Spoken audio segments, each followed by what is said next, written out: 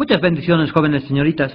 En esta nueva oportunidad, mi persona, el profesor Pacha, les estaré explicando lo que es el tiro parabólico, llamado también movimiento compuesto. Bien, comencemos. Como definición les indicaré que el tiro parabólico o movimiento compuesto es un movimiento combinado en los ejes X y Y, es decir, en dos dimensiones. Este tipo de movimiento se estudia en forma separada. Para cada eje, en el eje X, la aceleración es cero, es decir, su velocidad es constante todo el tiempo. Mientras que en el eje Y estará afectada por la aceleración de la gravedad por dos tipos. El primero por el tiro vertical, la cual va dirigida hacia arriba y forma un ángulo de elevación respecto a la horizontal. Y el segundo sería por el caso de la caída libre de los cuerpos. Aquí podemos observar una pequeña gráfica, la cual he preparado con mucho desdén para ustedes y puedan entender este tema. Miren, si nosotros tenemos un objeto y vayamos, bueno, en este caso, este objeto tiene una cierta velocidad de impulso y tiene un ángulo de elevación, en este caso un ángulo θ, va a efectuar este tipo de movimiento, es decir, esta trayectoria. Observen, yo lo pateo y esto se mueve en esta trayectoria describiendo este tipo de movimiento. Como les había indicado, pues es el caso típico del movimiento parabólico, porque está formando una especie de parábola, ¿no? La figura es una parábola. Ahora, ¿por qué dice movimiento compuesto? Este tipo también de problemas. Bueno, o el tema se llama así. Porque para estudiarlo, esta velocidad inicial, debemos descomponerlo en el eje X y en el eje Y. Por eso se dice movimiento compuesto, ¿de acuerdo? Ahora, al descomponer esta velocidad inicial, que está partiendo en el origen O, bueno, 0, desde el punto 1, en el eje X, ahora vamos a decir que será velocidad sub 0 X, o velocidad inicial en el eje X. Y en el eje Y se habrá descompuesto por velocidad sub 0 Y, o velocidad inicial en el eje Y, para que se pueda entender mucho mejor, ¿sí?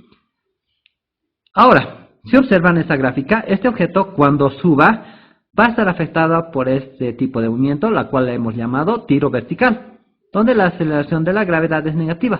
¿Por qué? Porque como sabemos que la gravedad va en este sentido hacia abajo y nuestro objeto vamos a patearlo, en este caso está moviéndose en sentido contrario, entonces la gravedad nos va a retardar el movimiento. Es decir, que aquí por ejemplo, si teníamos una cierta velocidad, este va a ir disminuyendo a medida que vaya avanzando por esta trayectoria. ¿Sí? Aquí pueden observar en el eje Y ha disminuido su tamaño. Va a llegar hasta un punto máximo, en el cual nosotros le diremos que es su altura máxima, en el cual en el eje Y la velocidad va a ser 0, ya que esta componente desaparece prácticamente en este punto. Pero no se preocupen, si tomamos en cuenta y decimos de este punto 2 al punto 3, este objeto no va a permanecer todo el tiempo en esta posición. Como ya saben, todo lo que sube tiene que bajar. En este caso va a seguir describiendo esa misma trayectoria. Y observen, en este mismo nivel de referencia, la velocidad va a aumentar, pero en sentido contrario, es decir, hacia abajo. ¿Y por qué va a aumentar? Porque en este lugar, pues, estaría afectando la caída libre, donde la gravedad va a ser positiva, debido a que también va en el mismo sentido de la velocidad, ¿sí? Y va a llegar hasta este punto, que es el mismo nivel de referencia en el eje X, en el cual el tamaño o módulo de la velocidad en el eje Y, la descomposición, va a ser la misma. Entonces vamos a concluir con lo siguiente, que la velocidad de lanzamiento es la misma cuando llegue, ¿sí? Pero para un mismo nivel de referencia. De la misma manera se puede observar aquí. Si aquí, por ejemplo, yo tengo una velocidad de 4 metros por segundo cuando está subiendo, en el mismo nivel, aquí también esa misma velocidad que estoy apuntando, también va a ser de 4 metros por segundo, pero hacia abajo. Ahora, también les decía que este tipo de movimiento como es compuesto, pues se tenía que estudiar en forma separada. En el eje X, observemos lo siguiente. Aquí estoy diciendo que se puede utilizar las fórmulas del movimiento rectilíneo uniforme. ¿Sí? No estoy diciendo variado, sino uniforme, en el cual la aceleración es 0. Entonces, si vemos aquí nuestro objeto, en el eje X, esta velocidad inicial es la misma aquí. Es decir, el tamaño, ¿ya? y también de valor va a ser el mismo. Si llegamos a la mitad de esta trayectoria, también en el eje X va a tener el mismo valor.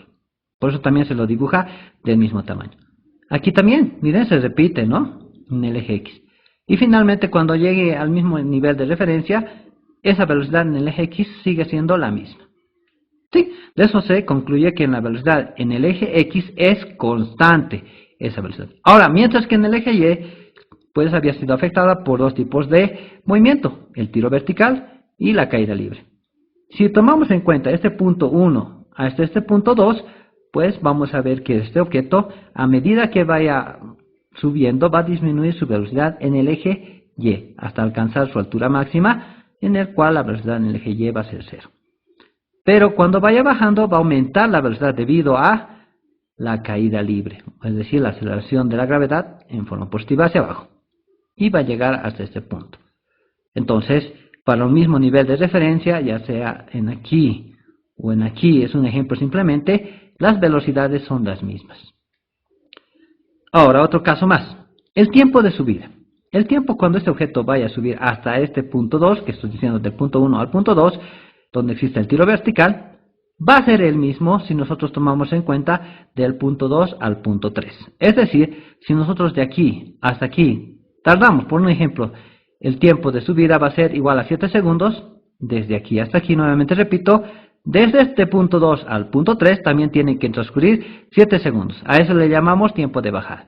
Entonces, el tiempo de subida es igual al tiempo de bajada. Entonces, si ustedes quieren calcular el tiempo de vuelo, pues simplemente tendrían que sumar el tiempo de subida más el tiempo de bajada, o multiplicar dos veces cualquiera de estos dos tiempos para tener el tiempo total, ¿sí?